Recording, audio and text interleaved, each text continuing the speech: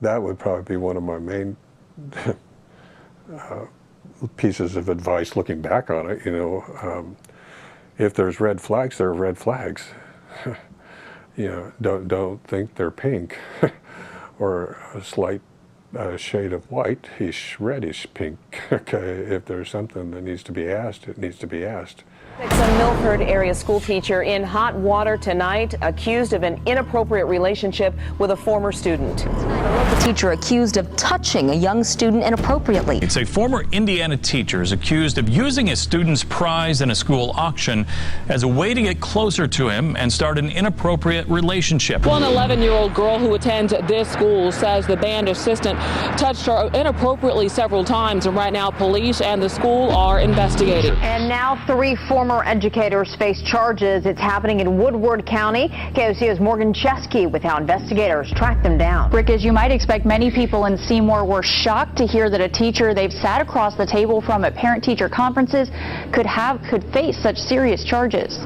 Tonight, the Highlands County School District under fire and under investigation for failing to report possible child abuse. Police say she allegedly sent inappropriate videos of herself to an 18-year-old student. In Delaware County, a school counselor facing criminal charges accused of sexual exploitation of teenage boys. And police tell us Darrell Hughes used his job to target the students. This criminal complaint tells a minor story about how Hughes made him feel like they were friends, allegedly buying him cigarettes, alcohol, and drugs. It is alleged that he had them stripped nearly naked to take photographs he promised would help launch their modeling career. Police say inside Hughes' home, they found hidden cameras. Then they say they found a memory card inside a potted plant. They say when they reviewed the material, it showed a young man getting out of the shower. Neighbors are shocked at the news.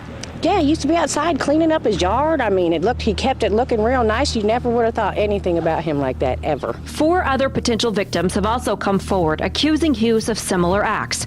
Stories dating between 2007 and 2013. Prosecutors are asking any other potential victims to please come forward. Every week, there are new reports of children being victimized by adults, relatives, neighbors, and even educators.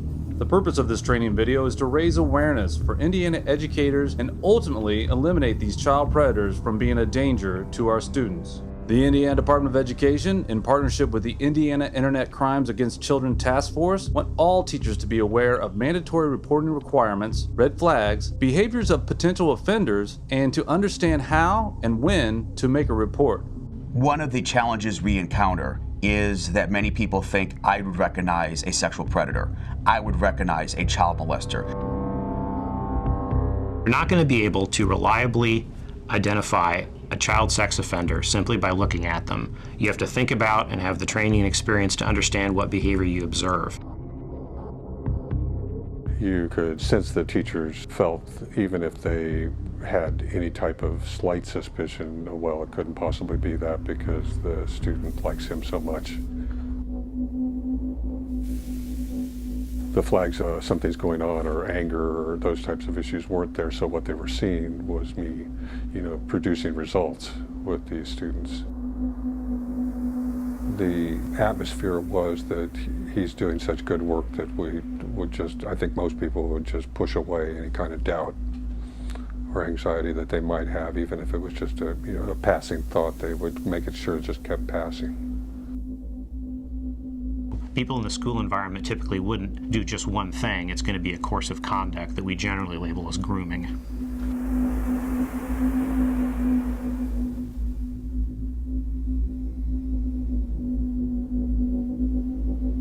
One of the things we see when someone is grooming or essentially trying to seduce a child is they generally do that through a combination of attention, affection, and gifts. They're going to prey on a child who either in reality or in their own perception are not receiving that attention, affection, and gifts at home. There were definitely things that I was doing to make them feel more comfortable, by things I was purchasing, things I was offering to them. Most of the kids that unfortunately were victims were of socioeconomic lower class, and so they weren't having even some of their basic needs met, financially. And so even if it was something like clothing items or cigarettes. It was a way of appearing to be cool with them and having a bond with them, that maybe a relationship with them that wasn't like anybody else. Unfortunately, that would lead to them having a higher level of trust with me. Darrell Hughes used a number of methods to grooming behaviors with the students at his school. He would provide them with gifts. He would use his influence with the probation department to get some of these students out of trouble. Darrell Hughes would also take these students home with him, have them do jobs at his home. In your particular case, these students came over, they took showers at your house, and part of that was filmed. Yes. What was the method to get them comfortable enough to where they would take showers at your house? Having them do work where they would want to get cleaned up before I took them out to eat, before I took them back home to the city where they lived. And essentially what they're doing is they're trying to slowly and systematically build the trust with that child and erode the boundaries that child has built up of what is appropriate versus inappropriate behavior. Generally, humans are built with a sixth sense. We can tell when something is wrong, when something's inappropriate, when something's dangerous. Some of the most significant investigations with offenders that were victimizing multiple children in a very egregious way over a long period of time, that initial phone call, how we became aware of it, was someone that said, I almost didn't call you. I almost didn't pay attention to this, but I thought I should. What you need to do as a school administrator is trust that intuition, trust that instinct. It felt like a lot of stuff had been ignored, and a lot of stuff was ignored.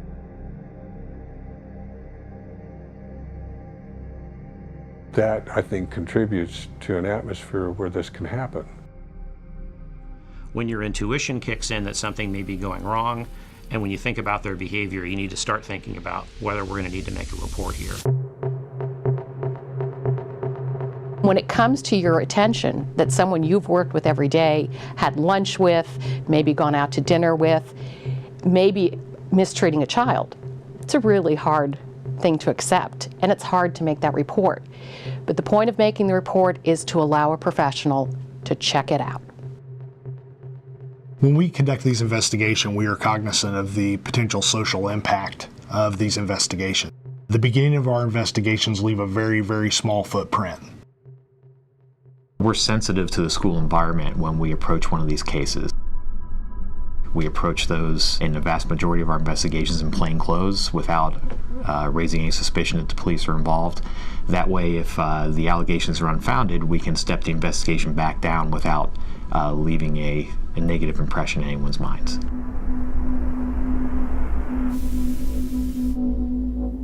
I know that I passed people all the time that had some type of doubt, and it wasn't just my paranoia. I could sense it, I could feel that there was something that was going on. And so my answer to that was just try to become even better at what I did so they wouldn't possibly want to think that that could be true.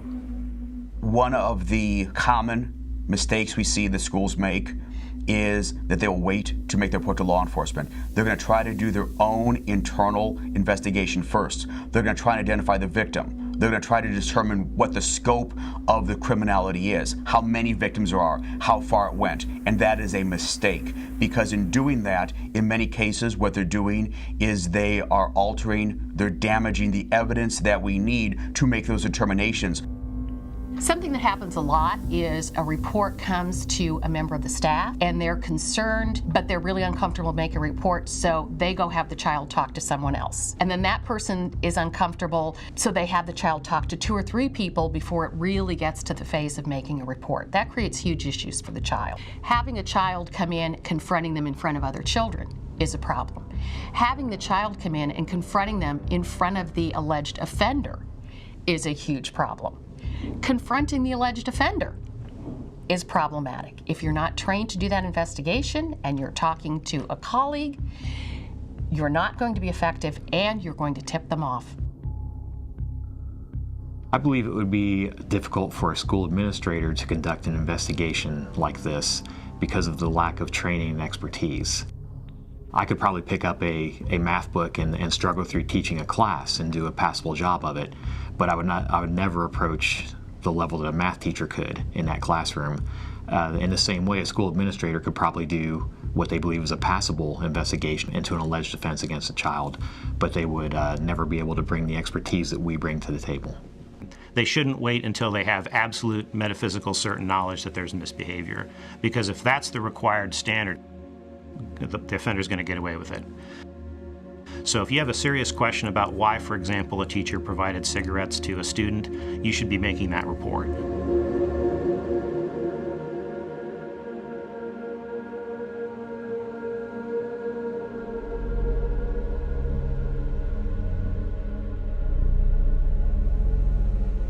Indiana law requires any adult over the age of 18 to report abuse of a child if they have a reasonable belief that abuse has occurred. Beyond that, the state also requires that certain individuals, including employees of a school facility, make a report. And that is to be an immediate oral report through the Department of Child Services Child Abuse Hotline or to their local law enforcement agency. The question is, what is the right thing to do? The right thing to do is to make sure that an allegation is investigated thoroughly and professionally. The best case is the outcome is that the allegation isn't true. That's great, everyone moves on. The worst case is there's no successful investigation. The teacher's allowed to resign, they move on to the next school and they do it all over again and again and again. Because everyone's more concerned about, will there be publicity, will we look bad, than they are making sure that they've protected the kids in their school and in the next school. Legally, if you don't report something that you're required to report, you're committing a crime. What we would like to see happen whenever someone has any questions on if something's a reportable offense or not is just to go ahead and contact us. If something seems like it's out of the ordinary and they think there may be an offense against the child occurring, leave it to us to evaluate whether something has happened or not. The best piece of advice I have for school officials who are involved in cases like this is to contact law enforcement as soon as possible. If you see something, say something. Allow us to evaluate the case and continue the investigation from there.